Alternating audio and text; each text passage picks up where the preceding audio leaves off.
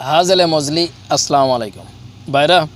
সূরা নাহল আয়াত নাম্বার 125 এই আয়াতের ভিতরে আল্লাহ তাআলা বললেন, তুমি মানুষকে তোমার প্রতিপালকের পথে আহ্বান করো, হিকমত ও সুপথ দ্বারাই তর্ক করো উত্তম পন্থায়।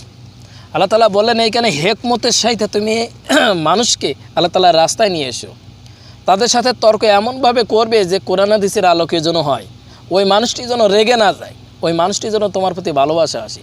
দেখেন ভাইরা, একসময় হযরত ওমর ফারুক রাদিয়াল্লাহু আনহুর শাসন আমলে একজন মহিলা একটি যুবক ছেলেকে ধরে বেঁধে ওমর ফারুকের কাছে নিয়ে এসে ওমর ফারুককে বললেন যে, হে আমিরুল মুমিন, আপনি বিচার করুন, এই যুবক আমার সতীত্ব নষ্ট করেছে, আমার সাথে সে যৌন কাজ করেছে, অতএব এর বিচার আপনি করুন।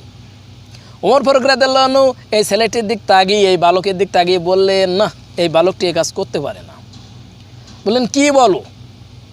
যার প্রমাণ আমি দিচ্ছি। বললেন, কি তোমার কাছে প্রমাণ আছে? তখন ওই খেজুরের সিজন ছিল, তখন ওই খেজুরের আপনারা কাঁচা অবস্থায় যদি ছেলেন দেখবেন ওর ভিতর থেকে আটা বাইর হয়। ওই মহিলা ওই আটা ওনার দুই হেঁটুতে বা কাপড় চোপড়ে লাগালেন। বলেন, এই দেখো এই ছেলেটির বীজের মতন দেখা যায়, আটা আটা এরম লেগে যায়, দাগ হয়ে যায়। ওমর ফারুক রাদিয়াল্লাহু আনহু বললেন, এটাও তো ঠিক আছে, এখন কি করা যায়?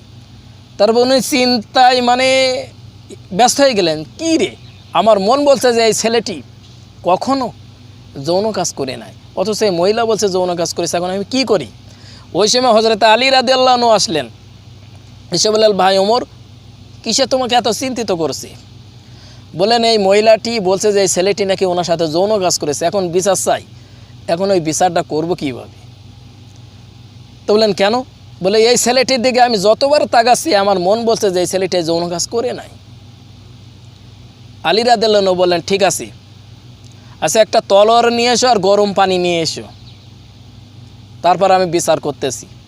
ওই মহিলাটি বললেন যে এই তলোয়ার কি করা হবে আর এই গরম পানি? বলেন, দিয়ে মাথা কাটা হবে আর ওই গরম পানি গায়ে দেওয়া হবে।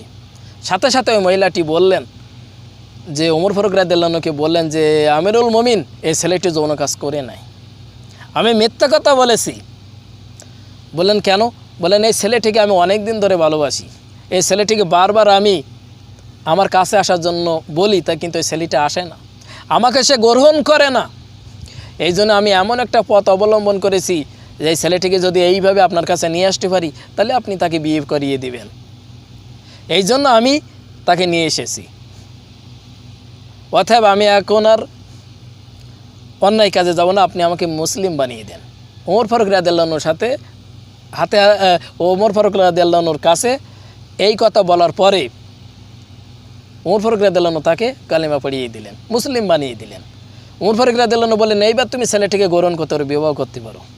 মেয়েটি তখন বললেন, না, আমি আর একে বিয়ে করব না। কারণ কি, আগে ছিলাম আমি ইহুদি, আগে ছিলাম অন্যায়ের পথে, ইসলাম ধর্মের সংস্পর্শে এসে আমি বুঝতে পারলাম যে প্রকৃত ইসলামটাই কি। কারণ যারা ইসলাম ধর্ম গ্রহণ করে তাদের পক্ষে আল্লাহ তাআলা থাকে, অতএব এখন আর আমার চাহিদা নাই। তা দেখেন ভাইরা, ওমর ফারুক রাদিয়াল্লাহু আনহু ওই ছেলেটির দিকে বারবার তাকালেন, তার মানে কি বুঝতে পারলেন যে এই ছেলেটি আসলে সৎপ্রাপ্ত। তার মানে কি, ওমর ফারুক রাদিয়াল্লাহু আনহুর কল্ব এমনভাবে জাগ্রত ছিল, কল্বের ভিতরে আল্লাহ তাআলার নূরের তাজ্জালি ফয়েজ পতিত হচ্ছিল যে উনি ওটা বুঝতে পারছিলেন। এটা বারবার হবে না ভাই, যখনই আল্লাহ তাআলা ইচ্ছা করবেন মুমিনদের কলবে আল্লাহ তাআলা নূরের তাজ্জালি দিয়ে দেন।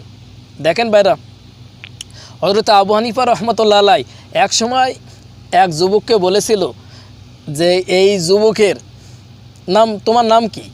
সেই যুবক বললেন যে, আমার নাম বিপ্লব। বললেন, তোমার জন্মের ঠিক নাই, তোমার পিতা নাই। আবু হানিফার সাথে যে অনেক লোকজন ছিল তারা সবাই বললেন, হুজুর আপনি কি কথা বললেন? বললেন, হ্যাঁ, তুমি আর বাড়িতে খোঁজ নিয়ে দেখো। কিছু লোকজন বিপ্লবের সাথে ওনার বাড়িতে আসলেন, এসে দেখলেন যে একজন বয়োজ্যেষ্ঠ বৃদ্ধ লোক বসে আছে, তাকে জিজ্ঞাসা করলেন যে, এই বিপ্লবের পিতাকে আপনি? তো ওই লোকটি বললেন, না, বিপ্লবের পিতা আমি নাই। বললেন, তো ইনার পিতা কি? বলতে, ইনার কোনো পিতা নেই। বললেন, তার মানে? বললেন, ইনার মা আমাদের বাড়িতে কাজ করত। হঠাৎ কিছুদিন যাওয়ার পরে দেখলাম যে ওনার মায়ের পেট উঁচু হয়ে গেছে, ওনার মায়ের গর্ভে বাচ্চা এসে গেছে। এই বিপ্লব তখন ছিল তো ওনার মা আর এই বাচ্চাটা নষ্ট করেনি, কিছুদিন পর ভূমিষ্ঠ হলেন, তারপরে আস্তে আস্তে বিপ্লব বড় হতে লাগলো। তো এই আবু হানিফা রহমতুল্লাহ আলাইহি বুঝলেন কীভাবে যে এই ছেলেটির যার সন্তান, এই ছেলেটির পিতা নাই, অবৈধভাবে এসেছে এই দুনিয়া থেকে, এটা কিভাবে বুঝলেন? এই যে ওমর ফারুক রাদিয়াল্লাহু আনহু বললেন যে এই বালকটার দিকে যতবার আমি তাকাচ্ছি ততবারই মনে হচ্ছে যে কখনো জেনা করতে পারে না, এই ছেলেটি নিষ্পাপ, আর এই মহিলাটা বারবার তাকে দোষারোপ করছি। তার মানে কি? অর্থাৎ কলব যদি আপনার জাগ্রত থাকে, কলবের ভিতরে যদি তাজ্জালি শক্তি আসে, তাহলে অবশ্যই আল্লাহ তাআলা আপনাকে এটা জানিয়ে দিবি। ঠিক একই কায়দায় মুজাদ্দিদিয়া তরিকার ভিতরে আপনি আসেন, এটা ভালো বুঝ ভাইরা।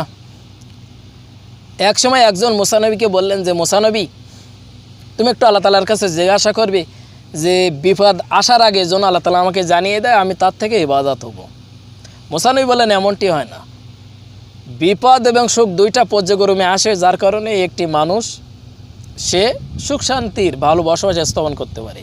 তো বলেন না মুসা নবী, আমি তোমার কাছে একটু দাবি করছি, ধরো আমার সামনে এই বিপদটা আসবে, যদি তুমি আমাকে জানিয়ে দাও তাহলে আমি বিপদ থেকে মুক্তি পেলাম, এটা আমার পক্ষে আর ভালো।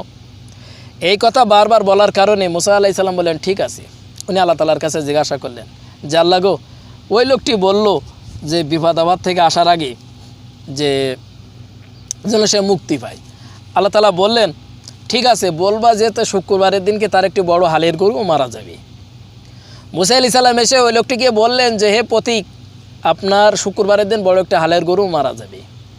ওই লোকটি কী করলেন, বৃহস্পতিবারের দিন হালের গরুটি বিক্রি করে দিলেন, টাকা পেয়ে গেলেন। কিছুদিন পরে আবার মুসা আলাইহিস সালামের কাছে গিয়ে বললেন যে হে মুসা আলাইহিস সালাম,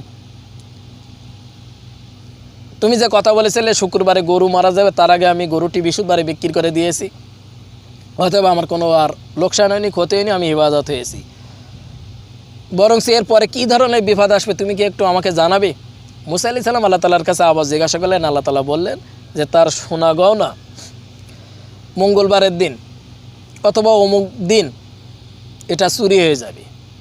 মুসা আলাইহিস সালাম এসে ওই লোকটিকে বললেন যে তোমার যে সোনা আছে, গয়না আছে, ওইগুলো অমুক দিন কিন্তু চুরি হয়ে যাবে, ডাকাতেরা নিয়ে যাবে। ওই লোকটি কী করলেন, অমুক দিন আসার আগে তার আগের দিন ওইগুলোকে আবার বিক্রি করে দিলেন, হেফাজতে রেখে দিলেন। তৃতীয়বার ওই লোকটি বললেন যে মুসা আলাইহিস সালামকে যে এরপরে কী বিপদ আসবে তুমি আমাকে একটু বলবে।